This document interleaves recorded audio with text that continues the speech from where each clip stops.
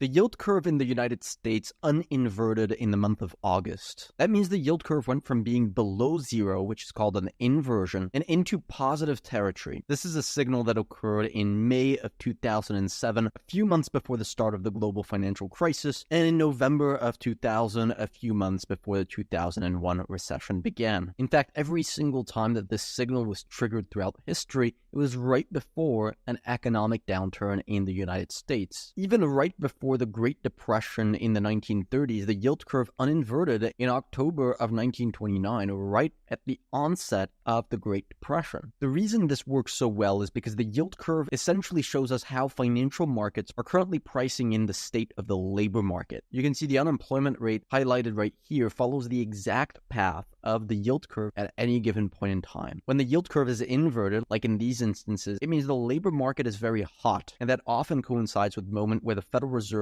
is raising interest rates and tightening monetary policy to cool down the labor market. As the yield curve uninverts and steepens, it means the Federal Reserve is loosening monetary policy because the labor market is cooling down and the unemployment rate is typically rising. And you can see this time has absolutely not been any different. We have the yield curve that's steepening and coming out of an inversion right as the unemployment rate in the United States has really begun to move higher. So does that mean that we're in the process of entering a recession where the yield curve is likely to steepen and the unemployment rate is likely to rise? Because if that's the case, that would be very concerning for the stock market. The yield curve steepening throughout 2023 brought the stock market down for a 10% correction. The yield curve steepening that we had between June and August of 2024 also brought the S&P 500 down for a 10% correction. If the yield curve were to continue steepening, it would mean more recessionary fears and it would bring the S&P 500 down as that's happening. Now, eventually, we think that's the direction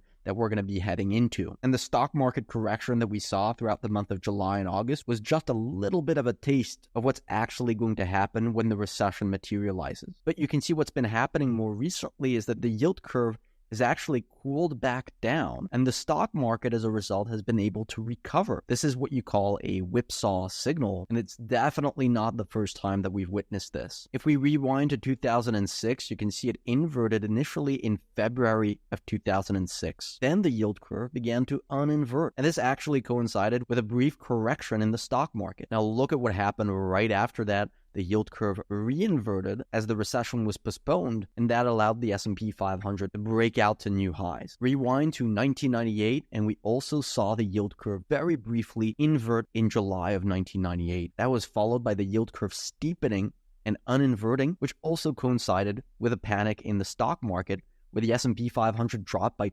20% during that period. Then look at what happened. You see the yield curve reinverting as the recession was postponed, and that allowed the stock market to surge back to all-time highs. Again, let's rewind to 1989. The yield curve inverted in the first half of 1989 and then uninverted throughout the month of June and July of 1989. But yet again, you can see the recession only occurred in mid-1990. So this signal right here was actually a whipsaw signal and led to a full year where the stock market continued to trend higher. So basically, over the last 40 years, we've had 3 whipsaw signals associated with yield curve inversions. So is that what we're witnessing today, where this was only a brief whipsaw signal that would allow the stock market rally to continue higher like it did in these instances? Right now, that's exactly what seems to be happening. And this is what we warned our members about right as the yield curve was uninverting and you had everyone talk about a recession. The problem at that moment for us was that there was no clear catalyst that was pushing the economy into a recession. You see, every single recession that we've witnessed throughout U.S. financial history has been triggered by some kind of a catalyst. In 1990, it was the invasion of Kuwait that triggered an oil shock. In 2000, it was the tech bubble that burst, where millions of tech jobs were lost, dragging the economy into a recession. And in 2007, it was the housing bubble that was bursting that led to a collapse in consumer spending, in consumer confidence, which again led the economy into a recession. Now, don't get me wrong, the economy is ripe for a recession. We think it's only a matter of time before this chart starts to look something like this. This has actually been the longest yield curve inversion since 1929, where the yield curve was inverted for over 700 days. This is a chart that we've shown before, plotting the number of days where the yield curve was inverted against the size of the market drawdowns that you typically see in the recession that follows. When the yield curve is inverted for a shorter period of time, it leads to shallower stock market corrections